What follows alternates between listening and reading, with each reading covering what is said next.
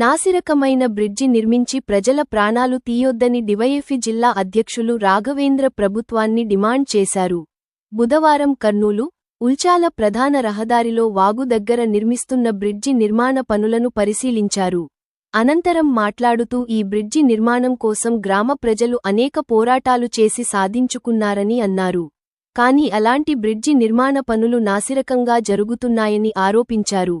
ఈ పరిశీలన బృందంలో డివైఎఫ్ఐ మండల కార్యదర్శి ప్రకాష్, గ్రామ నాయకులు అంజీ, విశ్వనాథ్, రాము, సుధాకర్, రఘువరన్, హరి, మద్దిలేటిలు పాల్గొన్నారు.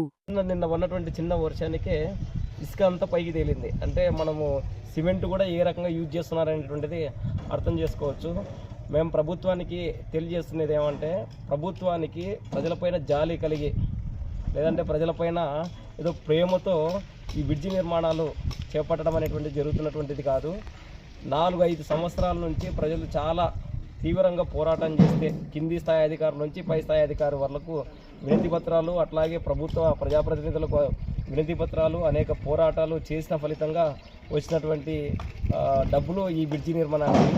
కాబట్టి అవి ఇప్పటికే మేము ఇక్కడ సైట్ ఇంజనీర్ సురేష్ గారు ఇక్కడ ఉన్నారు, ఆయనతో మాట్లాడుతున్నాము.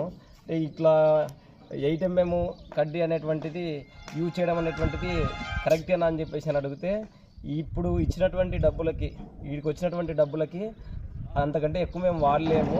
ఈ బ్రిడ్జి నిర్మాణం చేపట్టాలంటే కనీసం 7-8 కోట్లు ఖర్చు అవుతుంది. కానీ ప్రభుత్వం ఇచ్చింది 1,95,00,000 రూపాయలు మాత్రమే.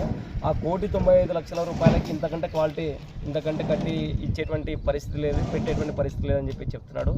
ప్రభుత్వం నిజంగానే ప్రజలకు రక్షణ కల్పించడం కోసము, ప్రజలకు సరైన సౌకర్యము, మెరుగైన సౌకర్యం రవాణా సౌకర్యం కల్పించడం కోసము ఈ బ్రిడ్జి నిర్మాణ పనులు చేపడుతుందా, లేకుంటే ప్రజల ఒత్తిడి తట్టుకోలేక ప్రభుత్వానికి చెడ్డ పేరు వస్తుంది అని చెప్పేసి అనేటువంటి ఉద్దేశంతో ఈ బ్రిడ్జి నిర్మాణ పనులు చేపడుతుంది అనేటువంటిది మేము అడగదలుచుకున్నాము.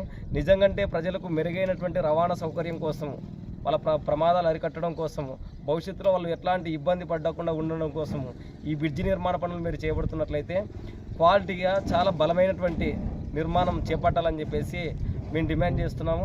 ఇక్కడ పరిశీలనలో మేము గుర్తించేటటువంటి అనేక అంశాలని అధికారుల దృష్టికి తీసుకెళ్తాము. అక్కడ వారికి వివరించిన తర్వాత వాళ్ళు కూడా ఒకసారి వచ్చి పరిశీలన చేస్తే బాగుంటుందని చెప్పేసి మేము అనుకుంటున్నాము.